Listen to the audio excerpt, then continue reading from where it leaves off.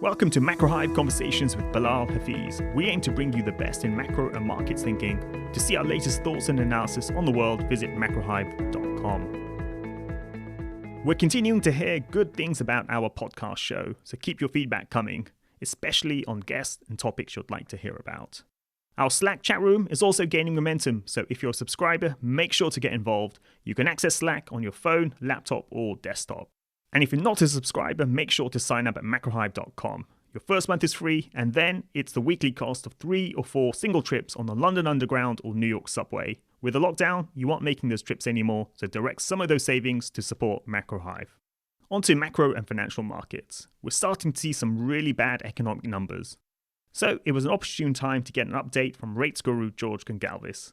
He laid out the good, the bad, and the ugly scenarios for markets in a column he wrote for Macro Hive. I've also been fielding lots of questions on the likely path of inflation, so I wrote a piece on the subject where I argue that there's significant near-term disinflationary pressures. Emerging market specialist Caroline Grady wrote a timely piece on why China cannot decouple from a global recession. Then, following on from our recent podcast with a macro dilettante where he talks about pensions, we feature Natalie Cohen giving the lowdown on US public pensions and their holdings of illiquid assets. On top of all of this, we continue our steady stream of work on COVID. We've been mulling over how to model the impact of COVID on markets and the economy, and as a result, we've been delving into war economics. Our deep dive then this week was a review of the academic literature on the World War I economy. It's a good read, so you must check it out.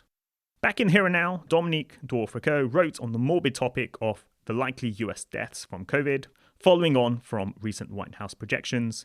In my daily tracker, I've been focusing on the big increase in deaths we've been seeing around the world. Now, on to my conversation. In this episode, I talked to John Butler, an expert on commodities, especially gold.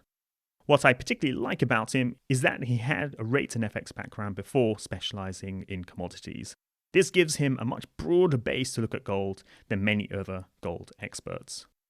In terms of his career background, John has spent over 25 years working in international finance. He was a managing director for several bulge bracket investment banks, including Deutsche Bank and Lehman's, where he worked in research, strategy, asset allocation, and product development. He advises some of the world's largest institutional and private investors and has been a number 1 ranked investment strategist by Institutional Investor. He's an author too, having written a book on gold called The Golden Revolution. So, on to our conversation. It's unusual to find somebody with your type of background, rates, FX, derivatives, to look at gold. Typically, people have a different profile. So I think you do have quite a unique perspective on gold. And indeed, the goal for me in terms of trying to add value in my research around gold is not just some sort of doomsday punting concept around gold, but very much just the reality. What does the data say? What does history tell us? How can we use modern portfolio construction techniques and risk management methodologies to not only try to value gold, but also integrate it into a robust investment process? So I can bring that sort of traditional macro toolkit and then try to integrate gold with it in a way that that most people probably don't. One way of talking about gold is that when I look at a chart of gold prices, we saw high oil prices, obviously, in the 1970s. Then there was a period over the 1980s and 1990s where gold didn't really seem to do much. It bounced around the $250 marker. Then from the early 2000s, it exploded higher, going from around, say, $250 up to about $1,700 or $1,800 a few years after the global financial crisis. And so when you look at a chart of gold, it looks like it's at incredibly high levels. And so while many can see the case to hold gold because there's fears of inflation, debasement of fiat currency and so on, it does look like gold is at trading at expensive levels. Now, that begs the question then, how do you go about determining fair value or valuations of gold? Well, there are multiple approaches, and one of them is to take a look at the history that you just described. I mean, yes, in nominal price terms, gold is, far more expensive, not just in dollar terms, but in terms of any national currency, far more expensive than it used to be, notwithstanding a long period of relative stability back in the 80s and 90s. But the problem is you have to ask yourself the question then, is the nominal price of gold really that meaningful? And I'm not sure it is, because if you take a look, for example, at gold deflated by the CPI, or a stock market index deflated by the CPI, or for that matter, a credit index deflated by the CPI, and you start comparing gold vis-a-vis other traditional stores of value, investments that are easily deflated, defaulted on, or devalued, this sort of thing. Actually, gold arguably looks cheap. That is, you can take a look at some long-term comparisons, and in relative terms, gold does not look like some expensive outlier. On the contrary. And then if you ask yourself the question, well, hold on, okay, then how should we really think about it? Gold doesn't produce anything. It's not productive. It doesn't have a yield. It doesn't have a return. But if you look at history, you do find that gold does tend to perform in certain ways vis-a-vis financial assets. And indeed, if you simply put together a portfolio with gold as a component, and a major stock market index as a component, and that bond index as a component, what you start to see is that the natural diversification benefits of gold, combined with its traditional price behavior through the decades, actually make a pretty strong case that you should have, depending on your time period in question, is 10 to 20% of a balanced portfolio in gold. And that's much higher than most people would think you would find coming out of that sort of analysis. But believe it or not, that's kind of what you get, because there are some historical periods where gold does extremely well and other assets don't. And people conveniently try to forget those sometimes in order to make the latest risky investment look good. But one other thing to think about: if gold is an alternative money, if it is an alternative store of value, but gold is very, very fixed in supply, then another way to approach it is, how much gold is there relative to the money supply of the US or combined with other economies? How much gold is there to the supply of bank deposits? That is, you can look at not just M1, you can look at M2, M3, or for that matter, now that the Fed and other central banks are not targeting narrow money at all, they don't hardly even look at it now, they just look at liquidity. They just want to provide liquidity. And they're even willing to lend directly to corporations to provide liquidity and try to work out these bottlenecks that appear to have showed up now. Then should you actually compare gold to a concept of broad liquid assets? And if you start looking at gold with these comparisons, gold actually looks unusually cheap in a historical comparison. Now, that last bit may be too much of a leap for some people, but I don't think it's illegitimate to try to understand gold in relative terms vis-a-vis other forms of relatively risk-free liquidity out there. As you rightly point out, one needs to look at gold in relative terms. So you have to look at it in terms of how much other asset markets have been inflated over the years, and then see how much is gold inflated relative to that. And then on that basis, it doesn't look as expensive. In terms of its insurance properties, I guess the idea there would be that gold has certain correlation properties with other asset classes that make it attractive when you're in certain types of regimes. The classic, I suppose, would be the 1970s, where you saw that gold performed well when other asset classes didn't. How do you think about the correlation properties of gold to other asset classes, and what types of regimes it should perform well in? Well, my academic background is actually as an economic historian. That's what I was studying before I chose to go to Wall Street. But yes, indeed. I mean, there are some periods where you see very clearly that gold can outperform for a sustained period of time. That is, outperform financial assets, both stocks and bonds, for a sustained period of time. Now, those regimes are rare, but they do happen. And when they happen, they are properly devastating for the store of value properties of financial assets. And if you take the 70s and 80s as an example, early 80s as an example, stocks, they sort of go flat through the 70s before crashing in the early 80s. I'm talking about the US, but to some extent, the whole world, the developed world, follows this path. And bonds have a horrific decade in the 70s, and then initially do well, while stocks are cratering in the early 80s and continue to do quite well thereafter. But there was a long period there where gold was outperforming both, and outperforming both on what historically was a very, very large margin. And then you have to ask yourself the question, what was it about that regime that brought that about? And I think there's two ways to approach it, one of which is purely theoretical, and another one can touch on a couple of very specific things that happened in the 70s. The theoretical one is that if you simply get into a situation where an economy has suffered a negative supply shock, and that's how people characterize the oil shocks of the 70s, well, then that negative supply shock, it ripples through the economy and it makes the entire capital structure less productive than it would otherwise have been. And it also exposes resource misallocations that might have previously been made based on other assumptions absent that supply shock.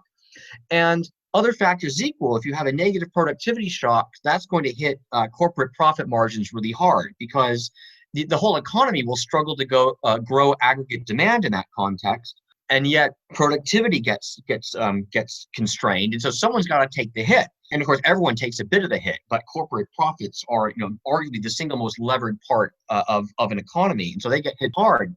And so if you want to try to avoid that productivity shock, you don't want to be invested in economic output, which is levered to that productivity, that is economic output, the output of corporations.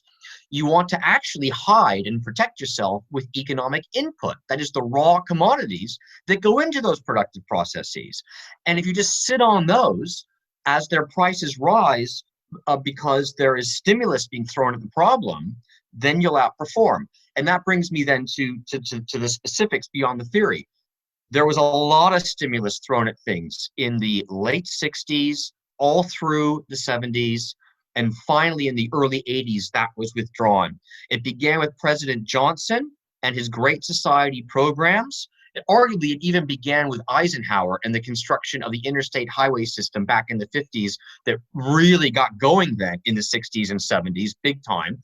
Huge amount of fiscal stimulus, huge, unprecedented outside of wartime in U.S. history, and that includes the Great Depression for that matter, unprecedented in size and scale, if not by precedent. But then there was also the monetary stimulus. President Nixon famously leaned on Arthur Burns, chairman of the Fed, to keep rates low, initially as a temporary measure, but then in fact that continued pretty much all through the 70s into the early 80s. And so you had both an expansionary fiscal and monetary policy mix for a sustained period of time that contributed to the stagflation, and that was extremely positive for gold and for that matter, a number of other commodities vis-a-vis financial assets. It also sounds like there's strong parallels with today. We have the dual fiscal and monetary stimulus. We have a president who's leaning on the Fed. But I guess what is different today versus before is the performance of, say, equities, where equities performed very poorly over the 70s. Now, we don't know. Maybe we're at the beginning of a prolonged period of equity underperformance, but at least in recent years, equities have actually performed quite well, despite significant monetary stimulus over the last 5-10 years. So if we are in an environment where equities are outperforming, yet you have low real rates or low interest rates and excessive monetary stimulus, how does gold perform in that context? Yes, I do think that's an important distinction to make. And you're quite right. There are certain parallels, absolutely, between today and back in the 70s. But the equity market is a clear outlier. So what can explain that? Well, one thing is that the equity market today is not the equity market of the 1970s in terms of its capital structure. Firms tend to be much more leveraged, that is with debt. The proportion of debt financing in the capital structure to equity financing in the capital structure is an order of magnitude different. And of course, you could say that that's reasonable because why shouldn't corporations go ahead and leverage up a bit more? And of course, the whole private equity industry is practically based on the concept of leveraging up a balance sheet in order to restructure a firm and then sell it for a much higher price. But you also have the buyback phenomenon, not just private equity, where a large number of large cap management teams, as a matter of course, have followed strategic buyback programs as a more tax efficient way, supposedly, to distribute profits to shareholders, and also as a way, arguably, to distribute profits to insiders who are compensated through options, the values of which, other factors equal, will rise with buybacks. So that may sound a little bit cynical, but it does simply also describe the way things have developed. And I think as long as you're in an environment where the central bank and also for that matter the fiscal authority are clearly activist and willing and able to try to keep the economy going no matter what might try to slow it down, then those sorts of leverage measures are actually rewarded by the market, right? If you think you live in a country where there won't be a monetary policy rescue or a fiscal policy rescue if things go wrong, you'll demand more equity in the capital structure. You'll expect firms to issue shares if they start to get into trouble, rather than simply knock on the door of whatever government economic official for some sort of bailout, temporary or permanent. So again, it sounds a little bit cynical, but I think it's worth pointing these things out. And I think they help to explain partly why equities have done as well as they've done. Now, you wrote a 3-part series for us at Hive called A Modern Investment Framework for an Ancient Asset, where you laid out some of the points you've talked about around some kind of framework for looking at gold. Do you want to run through some of those ideas? Because I think they're very sort of relevant to this conversation. Yes, if you want to develop a fair value framework for gold based on observable macroeconomic variables, the ones that have the most explanatory power over both the medium and long term are real interest rates and long dated, and I stress long dated oil prices. That is way out the curve. Now, the reason for that intuitively is that the real interest rate is the natural opportunity cost trade-off vis-a-vis holding gold. If you're going to hold a currency as an investment, your real rate of return, that is your return after inflation, that's the opportunity cost. You can receive that by holding the currency, or if you choose to forego it by holding gold, that's what you're giving away. Okay, so that's why that relationship exists. The oil relationship, however, is really a proxy for what is a general energy relationship, because energy is the really only universal input. Even human labor requires energy to be performed in an economic value-added way. So energy is really the only universal economic input to productive economic processes. And so the price of energy, the long-term price of energy, then becomes the trade-off or the opportunity cost for mining gold out of the ground and generating your seigniorage income for bringing new gold supply into the market, vis-a-vis actually creating or building a new productive factory or starting a new company or doing some other sort of economic value added with that energy instead. So because gold's unproductive, right? I mean, it has some industrial uses, but for the most part, it is simply accumulated and worn as jewelry and stored as bullion. So both of them are trade-offs, but one is a trade-off in terms of time, value of money, and the other one is a trade-off in terms of where energy would add the most value to your wealth at any given point in time. And so if you think, for example, that the outlook for the economy is very, very poor and productivity is going to be weak, do you really want to add to that capital stock, or should you just hide in gold and dig a bit more gold out of the ground instead? So those are the two most important explanatory factors. And they can explain, if you also add in central bank buying, because that tends not to be profit driven so much, if you add in central bank buying of gold, net buying of gold, you can explain about round number 70% of the price movements of gold in the medium term, and closer to 80% if you look more at year-on-year changes, so a bit of a longer-term view.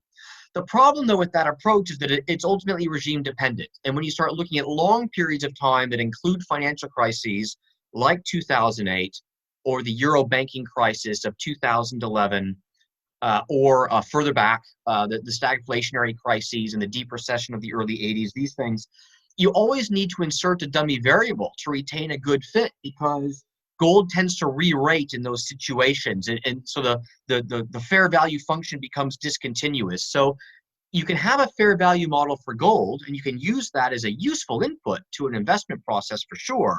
But always keep in mind it's going to be regime dependent, and you never know under what conditions gold might re-rate, like it clearly did in the 70s, like it clearly did through the mid 2000s, and also coming out of the financial crisis of 2008.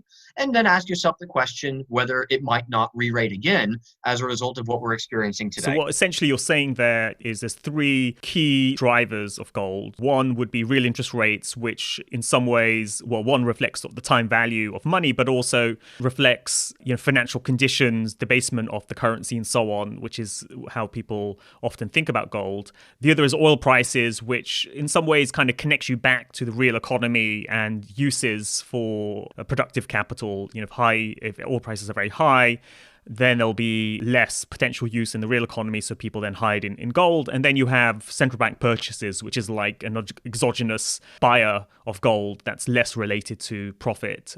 But then, as you rightly point out, there's other factors, these kind of one-off factors that kick in every now and then, which have a big influence on gold. Now, if we go a bit more into those one-off factors, you talked about this actually in your investment framework series. How do you think about things like governance, credibility, financial stability, preservation of the currency, all of those kind of more qualitative ideas that we all know in some way influence gold prices? Well, it's very difficult to do actually, because as you say, they're qualitative factors. So how do you even begin to approach it? But as it happens, I mean, one of the most eminent economists of the 70s and 80s, Thomas Sargent, he took a look at this and he tried to study every example of a financial and currency crisis that he could find, where not only did you get into a financial crisis, but ultimately the government chose to try and fight it with by creating large amounts of money.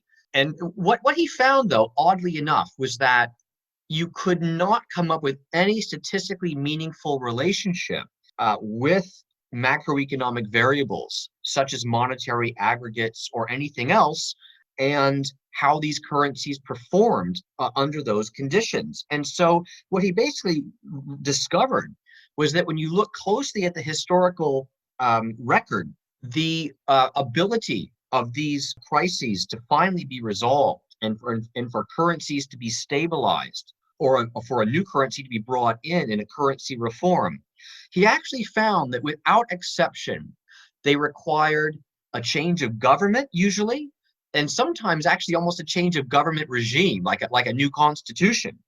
And he said that ultimately, when things get bad enough, it's these qualitative signals that the whole policy regime has changed that can help to restore stability.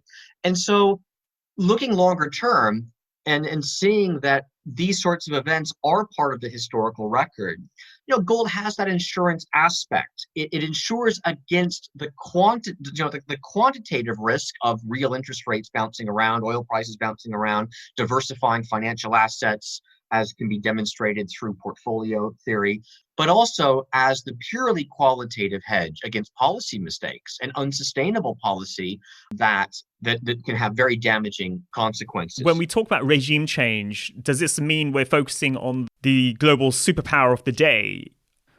Well, certainly. I mean, if you're talking about the world that we've known, in over the past half decade, since the dollar became a mostly free float currency, starting in the early 70s until up to today, then it's the U.S. and of course people do think of gold in dollar terms, but actually the dollar itself provides an interesting example of regime change. I mean, I would argue, and I think many economic historians would agree with me, that Volcker's very public decision to implement an explicit monetary targeting regime for Fed policy in 1979 was a policy regime change. He basically said, okay, Mr. Market, you're driving inflation expectations higher, which it was easily observable in bond yields at the time. Yes, we're raising interest rates, but it doesn't appear to be flattening the curve. Okay, how about this? Mr. Market, you decide, right, what you think interest rates should be, and we'll just tell you where we think the money supply should be based on a kind of Friedman-esque Chicago school concept of a level of money supply growth that should be consistent with price stability. And so began this very volatile back and forth that lasts until about 1982, with interest rates soaring, then rallying, and then soaring, then rallying, because they were following the money supply, soaring, then rallying, soaring. There, I mean, it was quite an exciting time, but it did work. It took a little time, but it did work. And I do think it qualifies as a monetary policy regime change. So these are the sorts of things that actually can work. History shows you they can work, but boy, gold can do extremely well when the jury's out as to whether they will work or not work. From our discussion so far, everything seems to be lining up for gold prices to continue to move up. So when we look at your fair value framework, at least on the real rate side, certainly that would suggest gold should go up. The combination of all the factors together, where does the model have current fair value at? Actually, because things have moved so dramatically recently, there's been a very large decline now in long-term U.S. real interest rates, as well as oil prices. However, the net balance of their relative importance for gold and what's happened actually has resulted in gold moving from being slightly overvalued on the fair value model before the coronavirus crisis hit to now being slightly undervalued. You've actually seen gold become more undervalued as a result of the net movement in these variables that we've seen. So yes, oil prices have come down very, very hard, but so have real interest rates. And given their respective weights, the net result is to show gold slightly undervalued now. I don't want to overstate that. Gold was less than one standard deviation overvalued going into this, and it's less than one standard deviation undervalued now. You might argue that that's not terribly significant, and again, it is a regime-dependent regression anyway. But look, other factors equal, it means gold is actually better value now than it was 2 to 3 months ago. I guess the one question is, are there alternative stores of value compared to gold? Two come to mind for me. One would be something traditional, would be land as an asset, in the sense that there's limited supply. You also have the potential of making it more productive as well at some point. So that's one potential store of value, kind of a traditional one. Then the other one would be cryptocurrency. So obviously we now have a new quasi safe haven asset, at least that's what Bitcoin supporters like to sort of present it as. So how do you think about these two alternatives to gold? Well, I mean, first regarding land, I mean, you're absolutely right. It's a real asset. It's strictly limited in supply. At least it is when you think in terms of actual sort of places, as opposed to just the general concept of land anywhere. That's absolutely true. One thing, though, that very much differentiates gold from land is that gold is liquid, right? I mean, gold is the global gold market's very large. Gold is extremely liquid, and very, very large amounts can be disposed of for minimal cost anytime. And that is simply something that is very difficult to do with property. When it comes to property, there are situations where liquidity is extremely low. And indeed, I would argue that liquidity in the property market is directional, as it is with a lot of markets.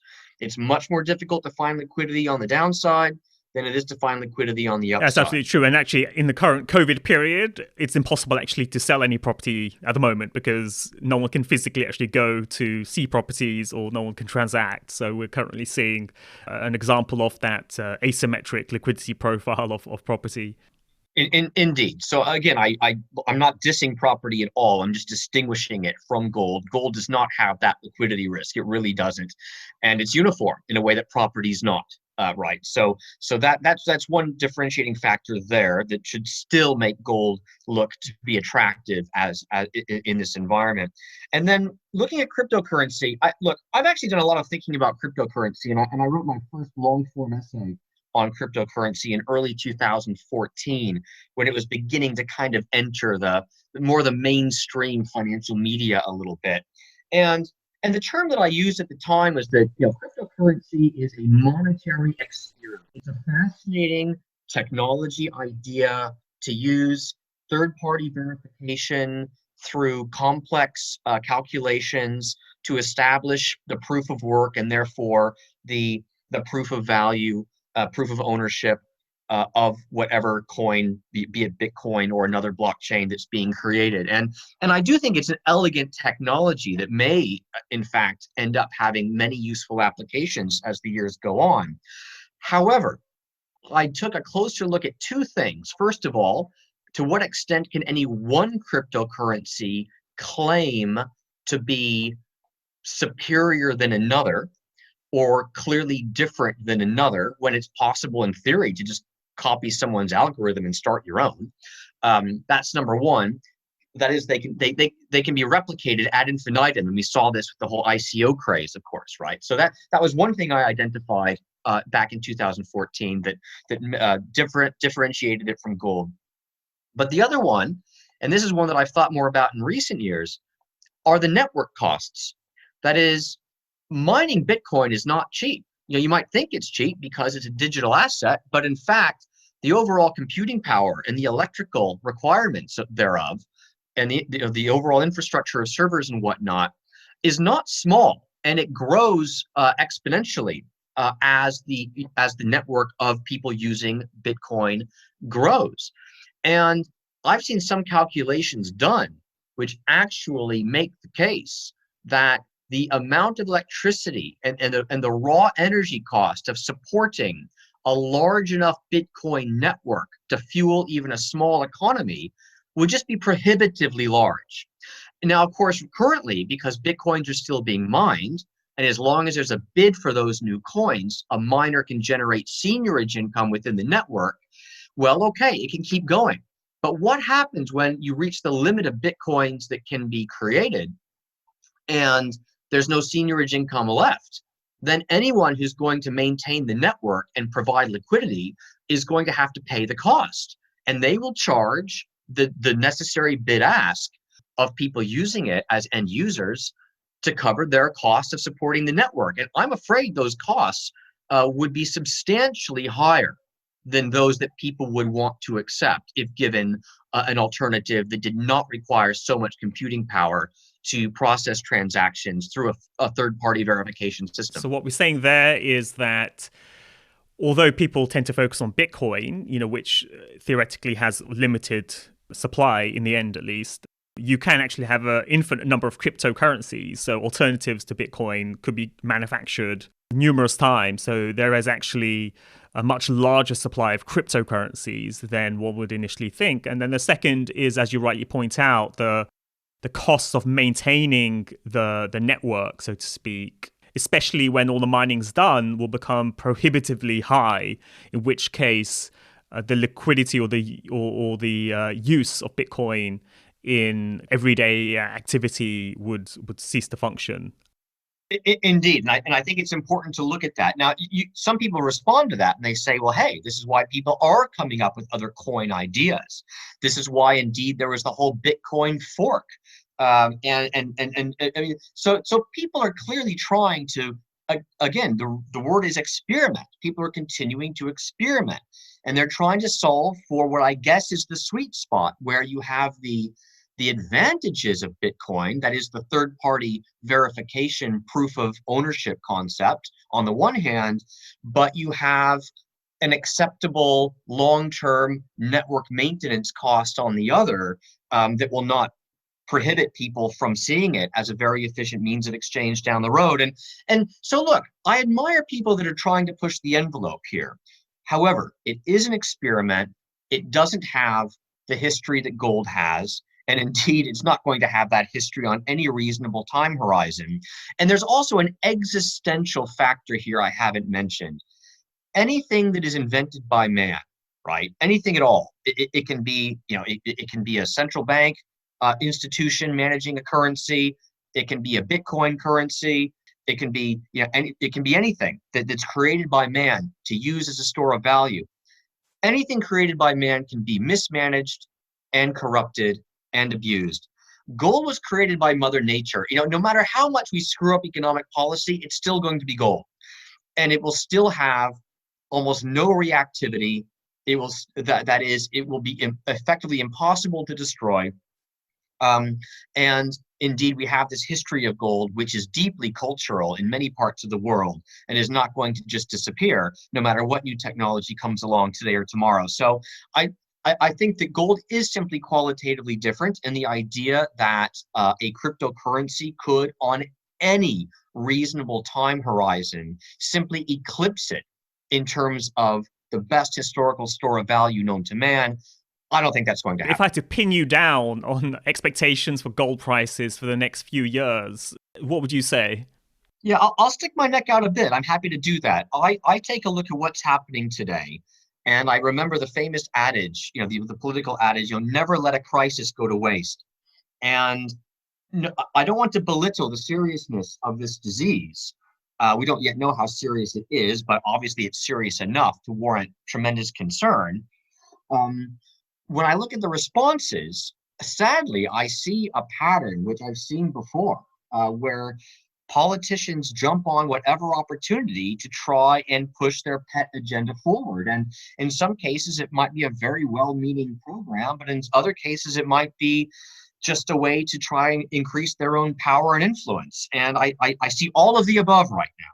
The other thing is what Milton Friedman said decades ago: there's nothing more permanent than a temporary emergency government program. That is, once these things start to get going, even if they say they're temporary, even if they say they're emergency programs, they have this tendency to become permanent. And indeed, we're seeing this not just with the fiscal authorities these days, but we're possibly also now seeing it with the monetary authorities, who just seem to get deeper and deeper into this mission creep with every crisis that comes along.